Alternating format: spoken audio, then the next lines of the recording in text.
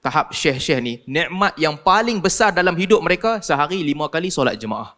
Itu nikmat paling besar. Tarik benda tu daripada diri mereka, dia akan rasa kekosongan yang teramat sangat dalam hidup mereka.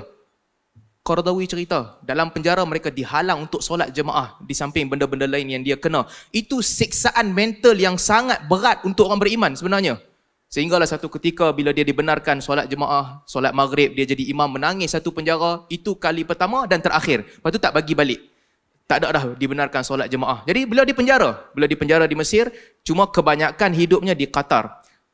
Dan tuan-tuan, satu perkara yang menarik, saya di situ ketika pengkebumian Dr. Yusuf Al-Qaradawi, ketika beliau dikebumikan di Qatar, tahun lepas kot, setahun yang lepas. Kebiasaannya, Khalid Mish'al ni tinggal di Mesir. Ismail Haniyeh dia akan tinggal di Qatar. Ismail Haniyeh juga dia akan ke Qatar, kerap juga ke Qatar. Dan dua tokoh ini adalah dua tokoh yang mereka takkan berjalan di tempat orang awam, melainkan akan ada bodyguard yang betul-betul berdiri sebelah dia. Sebab isu keselamatan. Aktivis Hamas yang biasa pun, yang kecil-kecil, Israel hantar untuk bunuh. Dua figure ni takkan berdiri tanpa kawalan security yang ketat.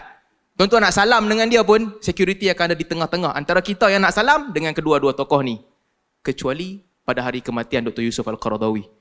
Kubur itu, ketika kematian dia, ribuan orang lah dikubur, menjadi tempat yang semua orang boleh berdiri di sebelah siapa-siapa dan semua orang mendengar ucapan daripada kedua-dua tokoh besar Hamas ni. Dan ucapan mereka tu menggambarkan betapa Qaradawi ni, kita duk ingat Qaradawi ni, okey, pemimpin ikhwan, dicintai oleh ikhwan. Tapi bila dengar ucapan yang disebut oleh tokoh besar Hamas, kita dengar bahawa mereka menganggap dia betul-betul macam bapak mereka.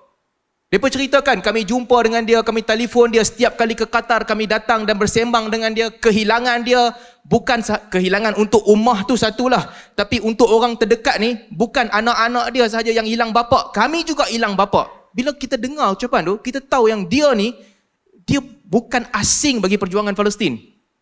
Itu posisi yang dia letak diri dia.